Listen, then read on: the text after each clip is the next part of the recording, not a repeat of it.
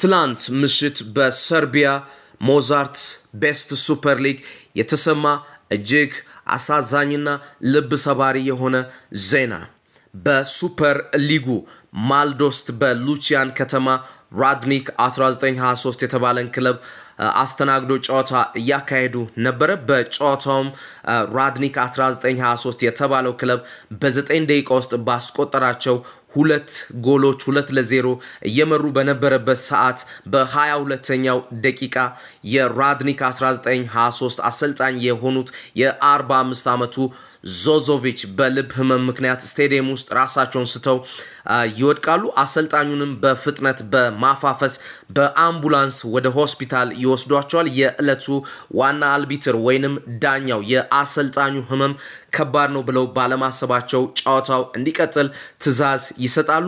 ነገር ግን ከ20 ደቂቃዎች በኋላ መልካም የተባለ ዜና ከሆስፒታል አልተሰማም። የ45 ዓመቱ አሰልጣኝ ዞዞቪች ለአንዴና ለመጨረሻ ጊዜ ላይመለሱ ይችን ምድር ተሰናብተዋል ወይንም ህይወታቸው አልፏል። የዕለቱ ዳኛም ከ20 ደቂቃዎች በኋላ ፊሽካቸውን ነፍተው አሰልጣኙ ከዚህ ዓለም በሞት መለየታቸውን ለሁለቱም ክለብ ተጫዋቾች ያረዷቸዋል። የሁለቱም ክለብ ተጫዋቾችም እንግዲህ ሜዳ ላይ እጅግ በጣም ሲንሰቀሰቁ ተመልክተናል።